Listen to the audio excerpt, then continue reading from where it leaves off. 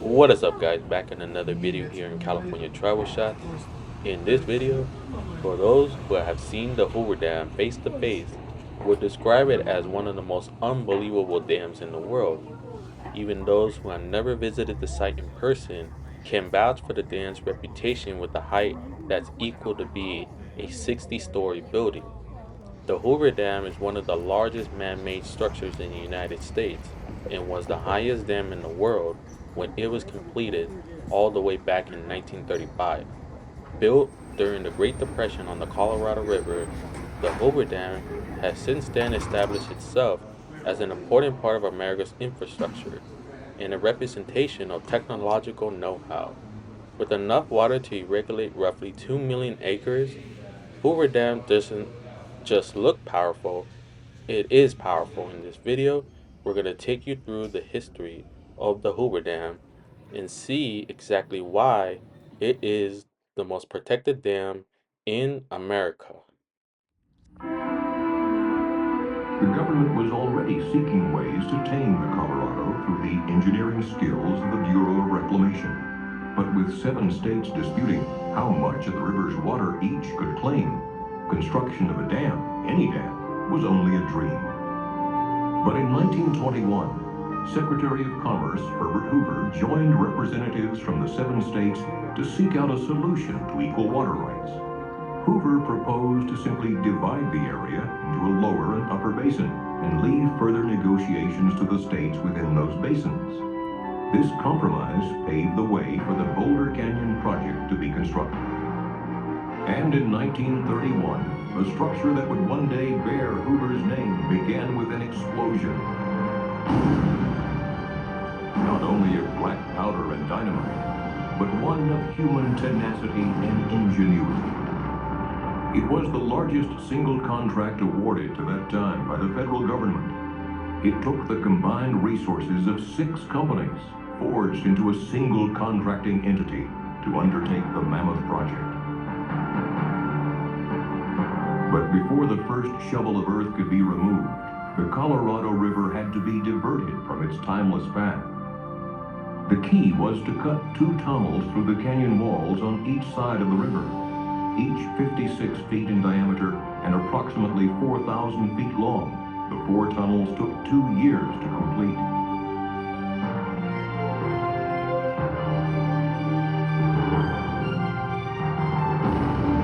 With the tunnels open and cofferdams in place, the Colorado River had no choice but to leave its riverbed and flow through the man-made corridors. With the river diverted, steam shovels dug through as much as 135 feet of silt, mud, and gravel to reach bedrock. And there, Hoover Dam began as a simple square wooden form filled with concrete, followed by more than 3 million cubic yards of concrete over the next 2 years. Add the adjoining structures, and enough concrete was placed to build a 4-foot wide sidewalk around the Earth's equator.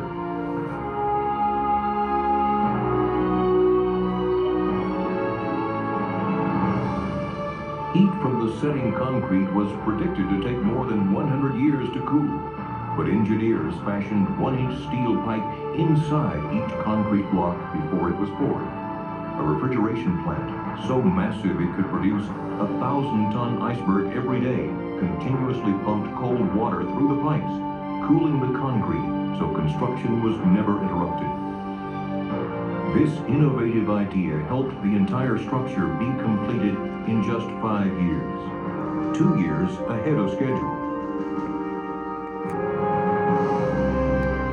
Hoover Dam was built with 5 million barrels of cement, 18 million pounds of structural steel, 21 million pounds of gates and valves, and 840 miles of pipe. The scale of some of the equipment was beyond the capacity of American highways and railroads. The pipes that would carry water from the reservoir to the generators were so large they could not be shipped, so a manufacturing plant was created to build them at the site. An infrastructure of highways, railroad tracks, and power lines had to be created to move men and materials from outlying areas to the dam site and to supply electricity for construction. And in entire town was needed to house the workers who were pouring in from all over America in the midst of the Great Depression. The project averaged 3,500 workers a day, working 3 shifts, 7 days a week with only 2 days off a year. The pay scale started at $4 a day, a good wage in the midst of the Great Depression sweeping America. Amid the country's economic uncertainty, the workers in this canyon gave new life to the nation's spirit as they gave new life to the desert Southwest. This is an engineering victory of the first order, another great achievement of American resourcefulness, American skill, and American determination. And that is why I have the right once more to congratulate you who have builded Boulder Dam, and on behalf of the nation, to say to you, well done. Franklin Delano Roosevelt dedicated Boulder Dam on September 30, 1935. In 1947, Congress officially named it Hoover Dam. Some call it the most prodigious engineering construction feat since the Great Pyramids of Egypt. When a U.S. Senate committee endorsed construction of Hoover Dam in 1928, its report said, "A mighty river, now a source of destruction, is to be curbed and put to work in the interests of society." And so it was. Hoover Dam brought the desert flood control, a reliable supply of water, electrical power, and more. Behind a 726-foot-tall concrete face lies Lake Mead, America's largest man-made lake. Born out of the collected waters of the Colorado River, it could cover the entire state of Pennsylvania to the depth of 1 foot. But held behind Hoover Dam, it is a life-giving source for communities throughout the Southwest. On its way to meet downstream needs, thousands of gallons of water per second flow from Lake Mead through the dam's 17 giant turbines, producing clean, non-polluting hydroelectric power. Hoover Dam produces almost 4.5 billion kilowatt hours of electricity each year, enough to serve the needs of over 1 million people. The sale of this power has repaid the entire cost of constructing Hoover Dam, and continues to fund the yearly operating and maintenance costs as well.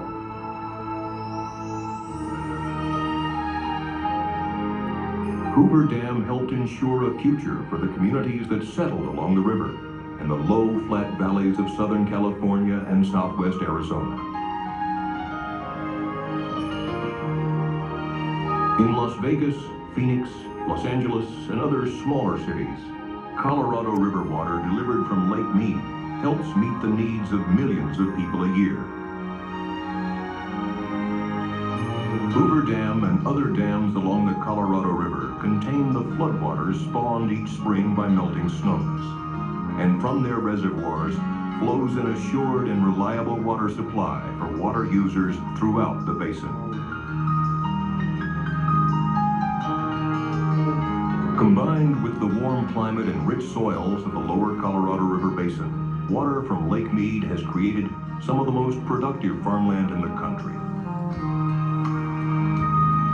Farms in Arizona, Southern California, and Mexico, irrigated by these controlled flows, produce over $1 billion worth of vegetables and fruits throughout the year for dinner tables across the nation.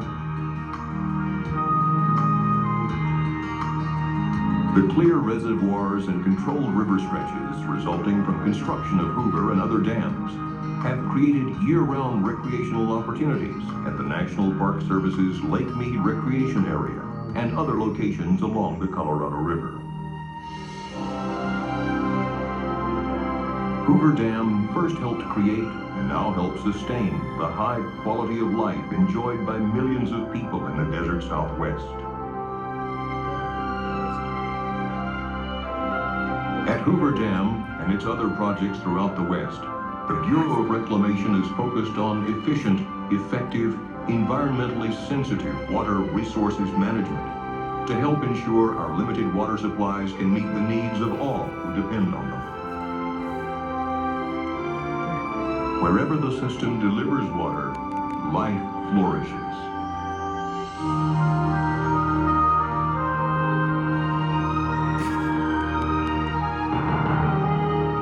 Herbert Hoover, engineer, humanitarian, politician, fisherman, and conservationist, believed, as did many others, in a vision where man could affect nature for the good.